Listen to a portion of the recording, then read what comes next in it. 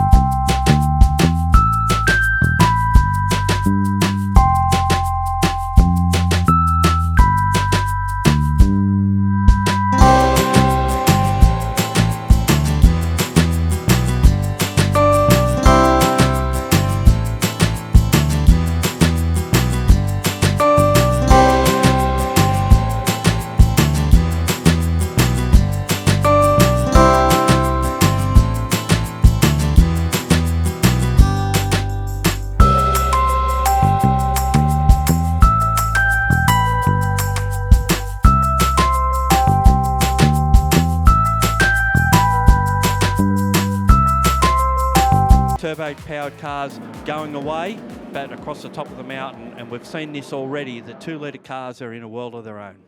And that's the great thing about improved production racing around Australia. These cars achieve their speeds at different points of the racetrack. The strengths and weaknesses of these cars will certainly be on show here at Mount Panorama. So cars gridding up here on the start-finish straight. And like we mentioned, this whole gaggle of cars in behind Max Gagan there on screen at the moment, running one of the Toyota 86s this weekend. It's the actual 86 that he raced in the Toyota 86 series last year and the Scholarship series. Correct. Which he did pretty well in one round, won all races, a Sydney Motorsport Park round, but just probably getting a run now, get himself used to getting back into the groove of racing. We have 2 start areas here because we've got cars back around the corner. They can't see the lights at the finish at the start of this race, so they've got to wait and get another flag back here, and you can see the gentleman standing on the tyre barrier down here. He's the one that will let the rest of the field know when to go. It's like the calm before the storm, isn't it, before we get underway with this one. There's Luke Gretsch combo off that outside front row. It's an all-Holden front row here for this one. Adam Poole starting on that inside number 1 position, and still these cars are coming through into Murray's Quarter. And there's the 40th anniversary man right at the back in the Toyota Celica Turbo. In Lee Forrest coming around the corner. So actually he does sort of get her halfway around the corner, but still because of the slope of the pit straight, he will get a second flag back at that point. So they're all quite aware of what's going on. So the 5-second metric minute board's gone out. Keep an eye on how far Lee Forrest, I should say, will get through this race. Underway we go, second race of the weekend for the Revolution Racegear. Improved production. Looks like a good start from Poole. He'll have that inside line Gretsch Cumbo will look towards the outside. Couldn't quite pull it off, though. Side by side through that first turn. And they'll lead this entire field up Mountain Straight for the first time. Well, Pearl didn't make the mistake he did in the first race. I think he got a bit too much wheel spin. This time he just nailed it perfectly. And the Monaro leads the way. The Holden Senator in second spot. And Adam Williams in the Tirana, who's got up the third spot. And we've seen Adam Williams race that car at some of the supercar events in the past. So he's in IP format, of course. That's a really nice start because he was back on that third row in position number 6, so making his way towards the front early. It's always scary at this point of the racetrack, isn't it, when you've got cars going side by side into the cutting, and a little bit of a nudge there coming out of the cutting as well. Yeah, there was a bit of contact between those two. Only a little bit of a paint rub, nothing too much to worry about, but certainly Poole hasn't been able to get away from second place Gretsch Cumbo or Williams. They're all sticking together pretty well as they go across the top of the mountain the first time. Impressed so far by Williams. We'll see if he can keep with these two out in front as the field go across the top of Mount Panorama, now down through Skyline into the S's, and now they've actually got that margin, and if anything, Williams has gone missing. So they might have had a moment, and there it is, just off to the right of screen. It looks like the right front, a lot of smoke pouring out the right front of that car, and unfortunately, just as we said that we'll see if he can continue with those leaders out in front, big damage on the right front. Yeah, and Tirana hatchbacks aren't all that common these days, and surely you don't want to bend them around too much. But he's had contact. I'd say at about the grate, he may have had a touch. Not what he wants. You can just see, looks like the right front just pushed in a little bit as well. Whether or not he brings that car back in the lane, or we've pulled it up. Oh, we've got one go around. That looks like Peter Hennessy in the BMW out of Forest Elbow has just spun. Whether or not the Tirana is also dropping a little bit of fluid on the racetrack as well, hence why Hennessy then has gone around at Forest Elbow, and it does look like there is a bit of fluid coming out that right front. Yeah, it certainly rearranged the front of what the General didn't probably do when they built the cars. They didn't mean them to look like that. Adam Poole gets through the first lap, 2.9 seconds ahead of Gretsch Cumbo, I should say. Chris Brown up the third spot in the Toyota 86. The AE 86, it's a turbocharged car. Rob Braun in fourth in the BMW. Ben Sheedy fifth in his Holden Commodore. And then they're followed by Paul Cruz in the Nissan Silvia. Kane Lehman in his Commodore. Scott Cook in another of the Silvias. Locke Bryan has dropped a couple of spots, back to 9th and 10 spots. Danny Timewell. And not a bad start either for Ryan Gordon, so far leading the under 2 litre category. Position 12 overall right now as it stands. So not bad indeed, and you're pointing out some also challenges that have come from deeper in the pack too, Gary. Yeah, Gordon, just behind him is Kurt McCready. They're the two leading under 2 litre cars, and they're nose to tail on the track, so keep an eye on that one. Hasn't Kurt had some experience in this class over the years? He is such a prolific figure when it comes to improved production racing around Australia, and loves coming up here to Mount Panorama when this class is running. As we have a look at the competitors coming across the top once again, and time is already getting away from us here, incidentally. So looking at Brown here on screen at the moment, bit of a margin between himself and those leaders out in front, and he's just holding off from Braun right now. Interesting category. For those that don't know a lot about it, it was originally called road registered. Cars had to be road registered to race. You could do what you, within a certain guideline, you could do what you like, as long as it was road registered. And they thought, well, what's the point of having road registered cars? You're actually not going to drive them on the road. So they call it club cars, and now it's called improved touring. Isn't it great to see? Or improved production. We're watching Lee Forrest a little bit further on through the field. He's starting to make his way through the pack, and obviously started deep in the field, position 27, if you don't mind me saying, at the end of that opening lap. So he made something almost like 25 positions off that opening lap. Quite impressive. If he gets past position 20, we'll call it a plus, because he actually qualified 20th. Yes. So that'll be a plus if he can get that high, even higher, it'd even be better. Tim Robson, former editor of one of the motorsport magazines, going through there in that Honda. What a nice looking car that one is, and he's just ahead of Forrest at the moment. Ran in the 6 hour last year as well. In last year's High-Tech Oils Bathurst 6 hour, which was good to see as we make our way more towards the front of the field. We've had a great representation this weekend, so we've had majority from New South Wales, 20 entered from New South Wales this weekend, 19 from Victoria, 4 from Tasmania, 9 from South Australia, 2 from WA, and then just the 1 from Queensland, because of course this category all revolves around the Nationals, doesn't it? It certainly does, and Adam Poole was the over 2-litre Nationals champion in 2023. Kurt McCready, the under 2-litre champion of 2023. And then we're having this great dice. Two very different cars, a V8 Commodore of Ben Sheedy and Paul Cruz in a Nissan Silvia Turbo. Very different cars, from two different states. And you can see the V8 just gets away from him as they head up Mountain Straight. That's the great thing, isn't it, that we said at the opening, how these cars will achieve their speeds at different points across this racetrack. Well, the other point we were talking about earlier too was the what sort of fast lap time we'd see. And we figured that these would be the quickest tin-top cars here this weekend, but we were put in our place, weren't we, by the 6-hour fastest time set earlier today.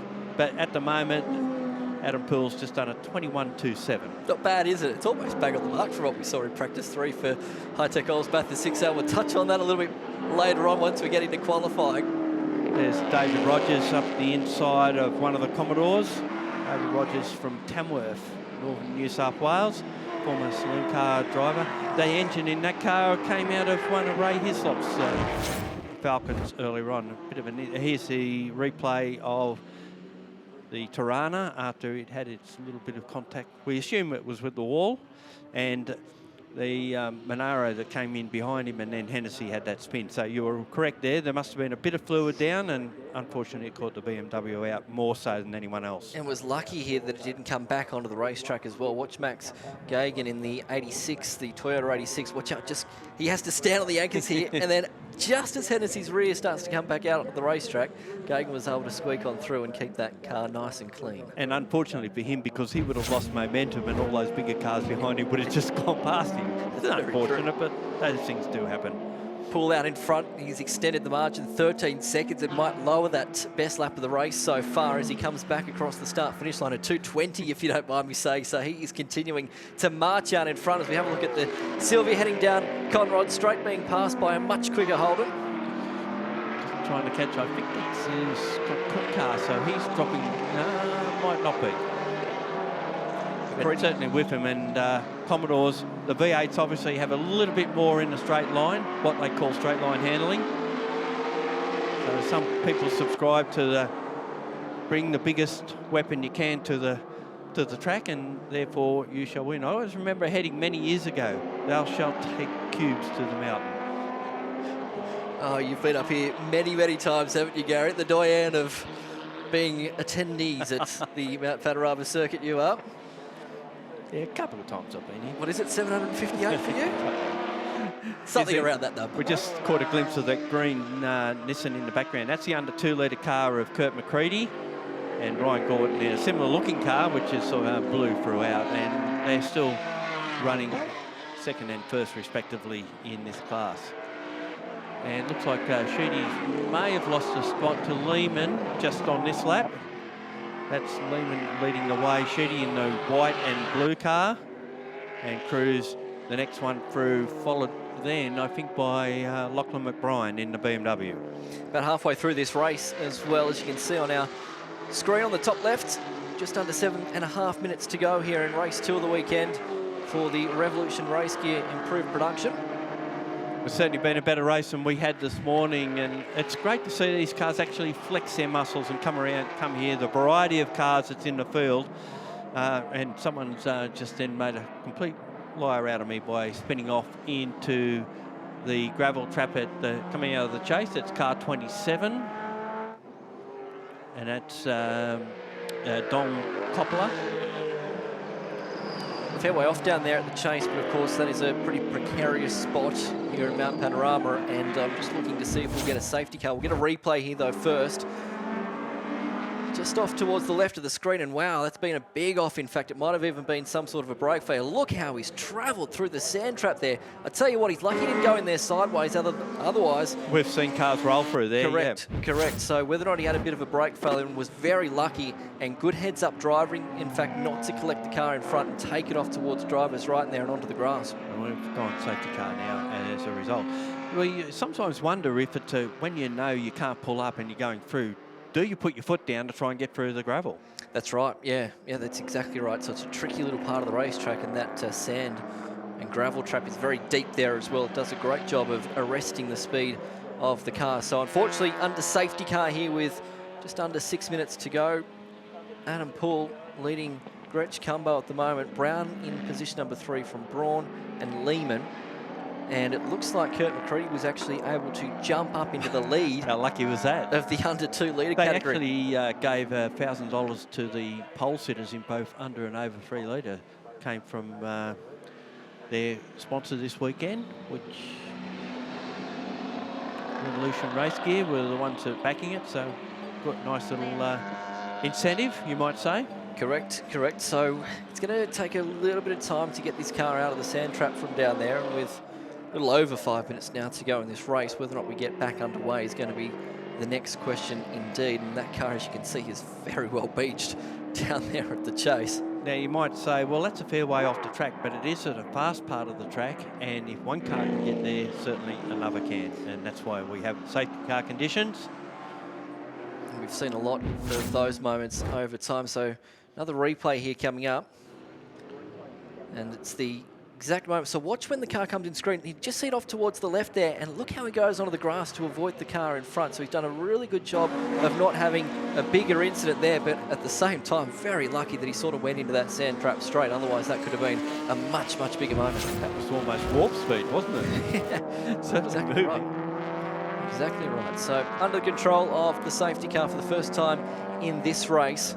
We mentioned the Nationals. It's going to be up at Darwin in July, and they're going to be there a couple of weeks prior with the Supercars event, and by all accounts, it sounds like that most of the drivers are actually going to leave their cars up there for the month before the Nationals. Well, the last time it was at the Nationals were at Hidden Valley, they did just that. Ray Hislop, I think, was a winner from memory. So they went up, did the combined sedans at the Supercar event, and left the cars there and came back in the next month and did the Nationals. Speaking of names, you mentioned him, Ray Hislop. He has been a prolific figure as well in this category for such a long time, and cast our minds back 5-6 years here at Mount Panorama with the improved production being here at Mount Panorama. He's given us some great memories over that time. He has. It's a pity he's not here now, because he and Adam Poole are about the same pace. So that would have been really interesting to see how that would have gone down to the wire. Adam Poole's actually done some quicker times at some of the tracks where Ray's been, but obviously Ray would have developed his car a bit more. And the last I heard of that car was being turned into a space frame sports sedan. So it'd be nice to see a Ford powered car in the National Sports Sedan Championship. It'd be absolutely fantastic, because just about everything up the front these days is either a Nissan type jet or a good solid old Chev V8. Well, of course, Adam Poole, of course, is the current reigning Australian champion, and that will go back on the line, of course, again in July, as we can see the tractor now just pulling that car out now of the sand trap, and the cars are about to come through that particular point. So I think we're going to be up against it here a little bit as to whether or not we get back underway with this particular race. You mentioned in terms of lap records and how Adam has been going around the countryside basically breaking those. He was able to beat him at, in terms of the lap record at least, at Phillip Island. That's not a tough, that's a very tough thing to do. Tough call, that one, yep. And I think there was another car in Queensland. That was quite quick at Hidden Valley a couple of years ago, but unfortunately it exploded an engine at Queensland Raceway when it came back down to home state. Just getting told from our team, it looks like when they come through the start-finish line this time by, it will be last lap, unfortunately. So this race, for the second time this weekend, has been unfortunately hurt by a little bit of safety car intervention. Yeah, that is a shame. But Adam Poole, well, he actually won the race this morning because in that first lap, as you mentioned earlier, he got in front of the HSV Senator in second. Chris Brown's done a good job to get up the third spot. He started further back. Rob Braun's been up to Hidden Valley a few times. He knows his way around there. And Kay Lehman's picked up a few spots ahead of Ben Sheedy. Paul Cruz in the Nissan. He's had a little bit of a scrap with Scott Cook, but eventually got away from him. So that's the battle of the Nissans. Lockie McBride got in between them. Danny Timewell in 10th, and then we've got Logan just outside in 11. McCready 12. Good drive from him, wasn't it, to get that spot, what ended up being on the last lap. Qualified 6th or something. So, but he needs to have laps on his own. He can't race these guys across the top of the mountain because he won't get through. And we were mentioning Lee Forrest at the start of the race. He's got up to 22nd position. Well, two spots off where he qualified. That's pretty good. And he did start this race rear of grid position 50, so that's not a bad job when you consider that as well. Maybe he should go and talk to the organisers, see if he gets passing points. Yeah, exactly right. Actually, if that was the case, he'd be right towards the top, wouldn't he? Right, yeah. Point for every car passed. Incentive to come from the back. Before you know it, race 3 of the weekend, everyone will be wanting to come from the Adam back. Poole will want to get to the back, and he could pass 55 of them. Maybe that's the challenge. We should set that up. See if we can organise that, Gary. I'll send you down to the pit shortly. You can go and set that one up for us. Big afternoon, though, coming up. Great to have you with us, though, of course, because shortly we'll have the Excels on the racetrack. Looking forward to that. And then after that, we've got the qualifying session for the Hi-Tech Oils Bathurst 6 Hour. Will be a 2-part qualifying session, basically splitting the field from an upper 50% and a lower 50%. And that was based off the combined practice times that we've seen over the 3 sessions so far this weekend. And it will be the first session, the lower 50% of the field. And then we'll send the faster cars out to try and set our pole time for this year's Hi-Tech Oils Bathurst 6 Hour, which will get underway local time at 11:45 tomorrow. Yeah, well, I don't know if you were with us yesterday. We were actually calling for the circuit, the 2 practice sessions for the 6 hour, and it ended up the top 3 cars were split by 0.0811. It's incredibly tight at the moment, isn't it, for the Hi-Tech Oils Bathurst 6 Hour, which we'll touch on very shortly here at Mount Panorama as we gear up for a big Super Saturday of qualifying at this wonderful venue. Let's have a look at some of the highlights, though, from race number 2 of the weekend from the improved production. It was a great start in the end by Adam Poole. He was just able to sneak underneath there at Hill Corner. Yeah, and some others that made a good start was Adam Williams in the Tirana, who's got himself up the 3rd spot, really in the firing line for a chase. Tried to go down the inside of Gretsch Cumbo going into turn 2. Wasn't quite close enough, and Chris Brown was another great starter in that turbocharged Toyota AE86. Back in the field, there's plenty going on, as you can see David Rogers there, and of course then Williams had that drama across the top of the mountain, dropped a little bit of fluid coming out of through Forest Elbow and trying to get out of everyone's way, and Peter Hennessy arrived on the scene and found out it was a bit moist underfoot and turned around, and then of course we had this almighty high-speed off down at the chase. It was a big one, wasn't it, that unfortunately would see the race finish under safety car, and that car was beached as it's almost down to the axles there at the rear of the car. As we saw yellow flags out. Safety car finish for this one, but Adam Poole, for the 2nd time this weekend, taking the win in the over 2 litre improved productions presented to us by Revolution Racegear for this weekend. And a good job as well by Kurt McCree to win the under 2 litre class as well. So a big race it was for those guys, and we'll see another one, still race number 3 for them a little bit later on this afternoon. So a good job by all involved, Gary. Yeah, and they've got another race tomorrow morning. So they've got 4 races over the course of the weekend. So here's your results once again. Adam Poole from Luke Gretsch Cumbo, Chris Brown position number 3, Robert Braun position 4, and Lehman in the end completing the top 5 from Sheedy, Cruz, McBrien, Cook and Simewell. And out of 11 is Logan, ahead of McCready and Gordon, are 2 under 2 litre cars. Andrew Butcher in 13th, Graham McPherson 14th, Ian McClellan in Upper Monaro in 15th. Then we go Damus Palumo from Western Australia, Rogers and Tutton in the 20. And we keep rolling through the page. There's Lee Forrest, 40 years of racing pretty well this weekend. The team is celebrating with T-shirts. Got to 22nd in the end after starting position number 15. For me, let's go man of the match, eh? Yeah, well, we'll. Okay, Max Gagan in 31, Richard Valentish in number 32, and then we roll down Tim Molesworth in the Toyota Celica, the later model one, the blue car that we've seen out there. And of course, we just continued down. Peter Hennessy still managed to continue and came home in 39.